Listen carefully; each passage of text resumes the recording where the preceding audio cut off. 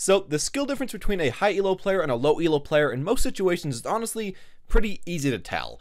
But when actually looking at the stats, most of the characters in this game, from high to low elo, have similar win rates, and the metas actually kind of stay similar between all different rankings. But today I want to talk to you guys about 5 heroes that are actually strong in high elo, but not that strong in low elo. Heroes that will actually win you quite a bit of games in this elo if you get good at them at Grandmaster, Masters, and Diamond, but maybe picking them up at lower ranks just isn't going to work quite as well, and today I'm going to be talking about why they're so good at these higher ranks, or why they're just not really all that playable at the lower ranks. Anyways, with that all said, let's get started. So I'm going to be starting it off here with Winston, and one thing I want to note is that the difference in percentage win rates changes a lot week by week, and I'm not really going to put these in a particular order because, yeah, they do change just so often, so do keep that in mind, except for the number 1 pick, which is just completely different than all the other characters. But with that in mind, let's get started with Winston, the first pick right here. And Winston is a lot closer than I feel like a lot of these other characters. But still, when you play him in high elo, it's obviously working a lot better for those players. And I feel like the reason for this is that Winston works great with teamwork. When you look at all the other tanks, Orisa, Reinhardt, Roadhog, everybody, they can either play by themselves or plunk down a shield and have their team play right behind them. But with Winston, while you do have a shield, it's relatively useless to just plunk down on your team. It's not going to do way too much, only holds 800 HP with like a 12-second cooldown. Not all that great. So what you're going to have to do is jump into the enemy backline with a teammate and try to kill some people and try to wreak havoc, try to make space. But if your team's not really paying attention to you, or if your team's not listening to you, it's kind of hard to do that as Winston. And that's where I feel like Winston works so great in higher elos. If you can get the dive together with your team, which for the most part you're going to be able to do because everybody's really good at the game, then you can pull off a lot more damage, you can get a lot more picks, and your shield's going to be more important for getting space because you will be at the enemy backline. But if no one's supporting you as you're going in there, you're honestly just going to die again and again. You need help as this character, and lower elos can't always supply that. Now, yes, sometimes in these elos, let's say gold, silver, bronze, whatever, people will be on their mags, people will dive in with you, but even if they do that, you need instant kills, and you need your teammates to be able to hit a lot of their abilities, get picks very quickly, one-clip people with Tracer, almost one-shot kill people with Genji, but a lot of the times people can't really pull it off in this elo, and it just might be a little bit smarter to play something like a Junkrat for your DPS. That's why I feel like Winston's probably not the best right here, but still he is kind of playable at lower elo, just not that great. So now we're going to move to a much bigger variance than with Winston, and that's going to be Sombra. And Sombra in the top Grandmaster level still isn't one of the best characters in the game, but she is a strong pick. You can go for her, you can get those EMPs, you can get unique hacks on characters, and you can overall at least pull off some stuff for your team. I feel like when you're watching Fitzy here or Cody or a lot of other Sombras, you see the utility coming out from Sombra. In the lower elos though, this is hard to pull off, and oftentimes Sombra's utility is kind of just left underused. You know, if you aren't getting kills with this character, a lot of your teammates are just saying, hey, what's the purpose of this? And a lot of the times when you're going in with Sombra lower elo with your ultimate, sure, you might get some combos, and sure, your teammates might go in a few seconds late, but that's not really enough for Sombra. You have to have your team knowing what they're doing, when they're doing it, going in with you, and pulling off all the stops with her, honestly. And I guess another thing I have to mention is that if you're playing as Sombra, you really have to have your team know that they have to get the health packs, charge your ultimate up quickly, and then go in. A lot of times people just will go in again and again, and you're Sombra, you don't have your ultimate, you can't do way too much. Higher elos, that doesn't happen quite as much, but lower elos, I feel like that is a big problem.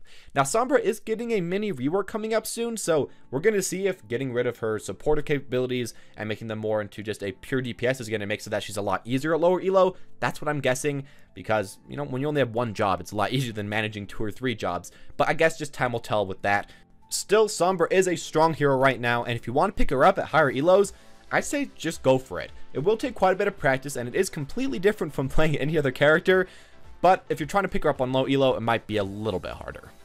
Now, for the third pick, it's going to be Tracer, and I feel like Tracer's honestly been the character that people have always kind of pointed to when they're talking about characters that are good in high elo, but maybe not the best in low elo, and I think there's a good reason for that. Tracer relies so much on skill to play this character. Not always aiming, and I've been hearing a lot of Tracer mains say this. You don't need the best aim in the game, but you do need good positioning. You do need to know where you're supposed to be, when you're supposed to be there. You need good game sense, and you can't just play next to your team, and you can't just exist like a lot of the other DPS can. You can't just shoot and spam the enemy team with a McCree or with a soldier, or like you do with a Junkrat. You gotta go in there and you gotta get picks, and you gotta make yourself worth picking up as a character, which honestly isn't the easiest thing. But if you can figure it out, and if you can start to play this character, obviously there are good results with her. If we look at the Overwatch League, that itself has almost a Tracer main on every single team. Not all of them, but close to all of them. And I think that by itself can show how good this character can be if you are good at this character. Now, I guess one thing about Tracer is that she's never, other than I guess dive meta, been the best DPS in the game, so she doesn't always have the very highest win rate, but she always does have a comparable win rate to all the other main DPS in the middle bracket of them, and almost every single meta, you can pick her up, you can play her, and you can do well with her, and I think that consistency on this character makes her a really good character to main, and keeps her up as a strong hero season after season. Now, to my fourth pick, Doomfist, he is completely different from high elo to low elo. Like, completely different. If you look at him from low elo, he is the second worst, or the worst depending on what day you look at it, character in the game. People just haven't been able to figure him out. People just can't play him well, and yeah, it's not going that well for him in low elo. But if you look at him in high elo right now, he's at times in the top 5 best DPS, and even the top 5 best characters overall in Grandmaster and in Master. Overall, a lot better though in Grandmaster than Master. Sometimes in Master he does drop down quite a bit. The thing about Doomfist is that he's so map dependent and he's so player dependent, and you really have to know where to be and when to be there, even more than Tracer. And as well, I feel like a thing that is going above and beyond Tracer is that you do have to know how to play him just about on every map. You have to know what corners you can bounce off, you have to know what angles you can climb the wall, you have to know what angles you can get stuck on the roof and then jump down from there and then kill the enemies, and you really just have to pull off stops that you don't have to do with other characters. Doomfist has to worry about horizontal and vertical movement and just overall his super janky physics, and if you can pull those off, he can win your team a match, and he can get a team wipe by himself, you know, kind of easily actually, and kill the enemy supports by himself. Simple E, 125 damage, shoot, shift, melee, they're dead. But at the same time, it is going to be hard for you, and it is just a character that if you don't know how to play, and if you don't know where to be on the map, you're not going to be doing much for your team at all. You can, I guess, after getting a kill, play next to your team and play pretty passively like that. Just go in, peel for your supports, peel for your tanks. That can be a nice way to go. But if you want to be useful and if you want to actually raise your win rate as Doomfist, you do have to start getting kills, and you do have to start knowing where to be, when to be there, and mainly learning the maps, because yeah, that's the hardest thing about him. And here we are finally to the last character, which is kind of similar to Doomfist, that being a character that has a completely horrendous win rate in low elo, but a surprisingly good win rate in high elo, and that's Mei. And this is kind of weird. Right now in high elo, Mei has the #1 win rate in the entire game. Now, I do want to say she does have an insanely low play rate. It's only like 0.3 or something. But still, if you can pick her up, and if you can learn her like Jardio and a few other players, you can obviously win games with her and carry games with her. And I feel like Mei's one of those characters that is probably going to always be a situational pick. That's probably always going to be one tricks, only playing her, and probably only going to be that great in a high elo, because she's kind of hard to pull off in all the other elos. Mei doesn't really fit into way too many team comps. Mei doesn't really fit into too much stuff other than stalling.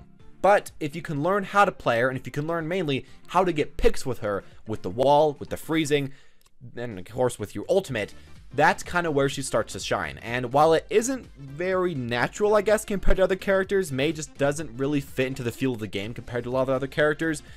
For the few players that can learn her and can play her, obviously there are results to be had.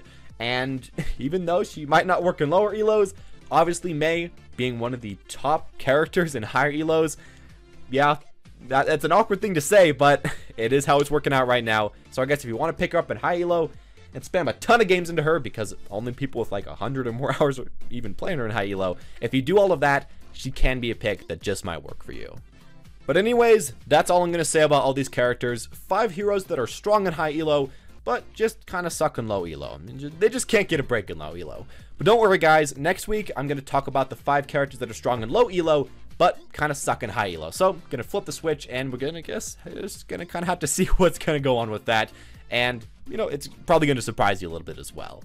Anyways, as always, guys, thank you all for watching. Hope you enjoyed. If you did, make sure to leave a like. Comment down below if you thought these characters were the ones you were expecting, because they are just stat-wise, so I can't really pick them way too much. Or if you thought that, you know, there's other characters that you've normally been thinking are good in high elo, but actually weren't as good. I'd like to hear that. Anyways, as always, guys, thank you all for watching. Hope you enjoyed. And as always, have a wonderful day.